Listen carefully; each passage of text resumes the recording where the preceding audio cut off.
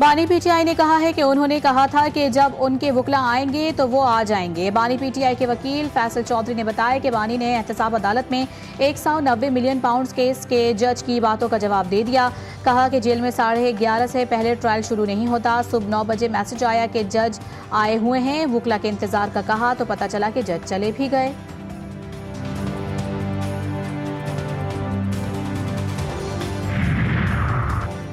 चौदह IPPs के साथ नजरसानी मुआहिदों की मंजूरी। बिजली की कीमत में 11 रुपए तक कमी का इम्कान। वफाकी काबीना ने पावर डिवीजन की सिफारिश पर 14 IPPs के मुआहिदों पर नजरसानी की तजवीज़ की मंजूरी दे दी। नजरसानी शुदा मुआहिदों की रूह से उन IPPs के मुनाफा और लागत में 802 अरब रुपए की कमी की तजवीज़ मंजूर की गई।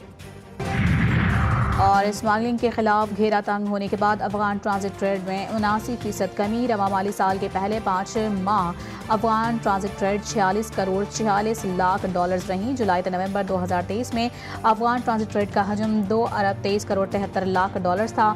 2022-23 में ट्रेड 7 अरब 9 करोड़ 50 लाख डॉलर्स थी। हमारी पॉलिसी सिर्फ पाकिस्तान रियासत है तो सियासत है। Chief of army staff general Syed Asim Munir की पेशावर में खैबर पख्तूनख्वा के सियासी कायदीन से गुफ्तगू।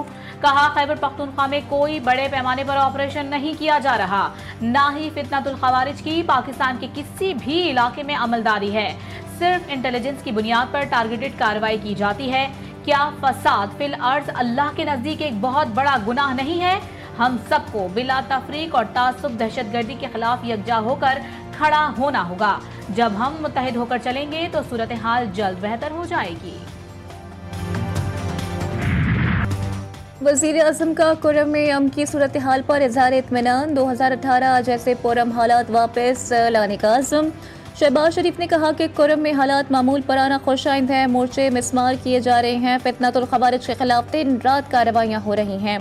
PIA की बहाली पर पूरी काबीना मुबारकबाद की मुस्तहिक है। उम्मीद है जल्द बरतानिया के लिए भी परवाजें शुरू होंगी।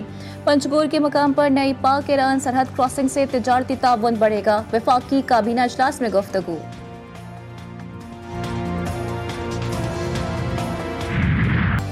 हुकूमत और PTI की मुज़ाकराती कमेटियों का तीसरा इजलास कल तलब। स्पीकर अयाज सादिक सदारत करेंगे। इजलास दिन 1:30 बजे पार्लियामेंट हाउस के कमेटी रूम में होगा। PTI ने जेलों में बंद पार्टी रहनुमाओं की रिहाई और 9 मई 26 नवंबर पर जुडिशल कमीशन बनाने का मुतालबा कर रखा है।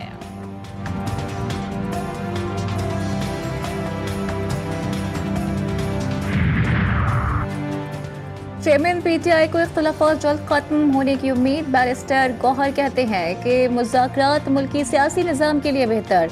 बानी PTI आग लगाने के लिए नहीं बाहर आएंगे। जुडिशल कॉम्प्लेक्स के बाहर मीडिया से गुफ्तगू में उनका मजीद कहना था कि 4 माह के अंदर मैंडेट पर फैसला किया जाए। अदालती फैसले का ताल्लुक मुज़ाकरात के साथ नहीं होना चाहिए। ये मुज़ाकरात के साथ जो उनकी वाबस्तगी या उनकी जो नीयत है उस पर बहुत बड़ा सवालिया निशान डाल देते हैं। अगर जब भी कहीं पे मुज़ाकरात होते हैं तो हॉस्टिलिटीज़ जो है ना वो सीज़ हो जाती है, यानी कोई फायरिंग जो है एक दूसरे के ऊपर बंद कर दी जाती है। तहरीक इंसाफ मुज़ाकरात में गैर संजीदा, कामयाबी के लिए सीज फायर करे। वज़ीर दिफा ख्वाजा आसिफ का कहना था कि कौमी असम्बली का तकद्दुस पामाल करने से कुछ हासिल नहीं होगा। इस कीमत पर हम कैसे बातचीत में आगे बढ़ेंगे?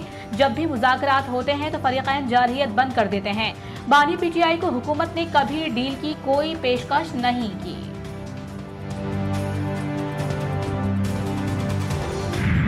अल-कादिर यूनिवर्सिटी में खान साहब का मकसद क्या था? मकसद था कि हमारे मुल्क में बदकिस्मती से इतनी आगाही नहीं है, खास तौर पे यंग जनरेशन को, कि वो हुजूर सल्लल्लाहु अलैहि वसल्लम की जिंदगी यानी सीरतुल नबवी इसका मेन ऑब्जेक्टिव था, उसमें तालीम दी जाए। और दूसरी तरफ हम कहते हैं कि हम हुजूर सल्लल्लाहु अलैहि वसल्लम के पैरोकार हैं, हम उनकी सीरत नबवी को सीखने के लिए हम अल-कादिर यूनिवर्सिटी जाएंगे। मुल्क में पल पल बदलती सियासी सूरत हाल। मुज़ाकरात के माहौल में जमात की बौछार। सेनेट में अपोजिशन और हुकूमती अरकान के दरमियान तुंदो-तेज जुमलों का तबादला। सेनेटर शिबली फराज बोले, मुल्क में सियासी इस्तेहकाम आया, ना ही मईशत बेहतर हुई। तासुर दिया जाता है कि बानी PTI ने 190 मिलियन पाउंड खा लिए। अल-कादिर यूनिवर्सिटी बनाने का असल मकसद सीरत नबी सल्लल्लाहु अलैहि वसल्लम पर तालीम देना है, मगर बानी PTI पर केस बनाया गया। साबिक हुकूमत के दौर में चोरी और डाका डालकर पाकिस्तान का पैसा लूटा गया।